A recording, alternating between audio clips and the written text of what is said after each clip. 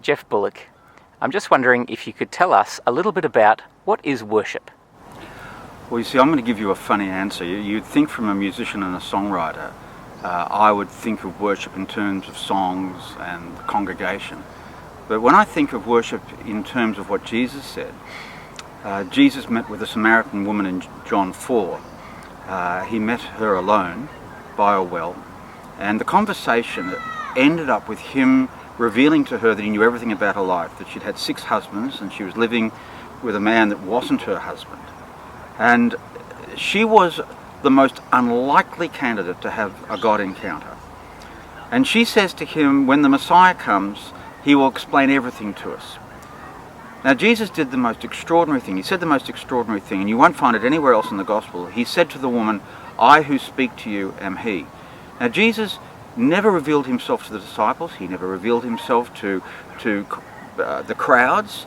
His work spoke of him. But the only time he ever said, "I am the Messiah," strangely enough, is to a woman sitting in Samaria by the side of the well with a broken life.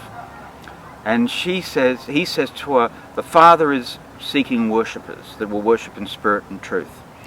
Now, I don't think Jesus was talking about songs.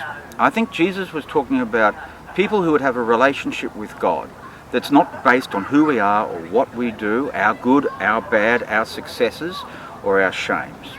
It's not based on us. It's based on what God has done for us by the Spirit of God in forgiveness and grace. Father is looking for worshippers in spirit and in truth. Truth is the truth about ourselves. To me, worship is something where we encounter that God knows the truth about ourselves. We recognize the truth about ourselves, and that our lives are open. Our lives are open. Having received love, we become loving. Having received grace, we become gracious.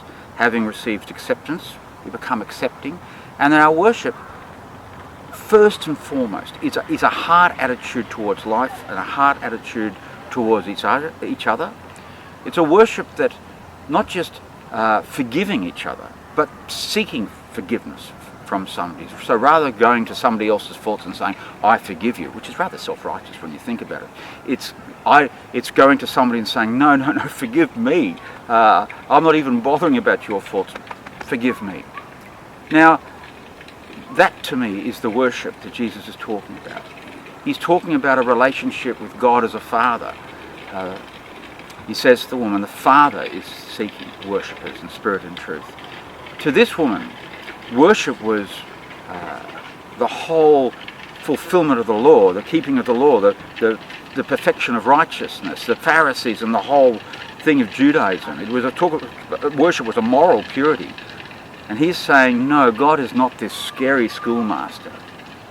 God is a Father who simply wants to come to you by his Spirit, who wants to come to you in the truth of who you are and affirm you and love you, and as Jesus revealed himself to this woman, reveal himself to you.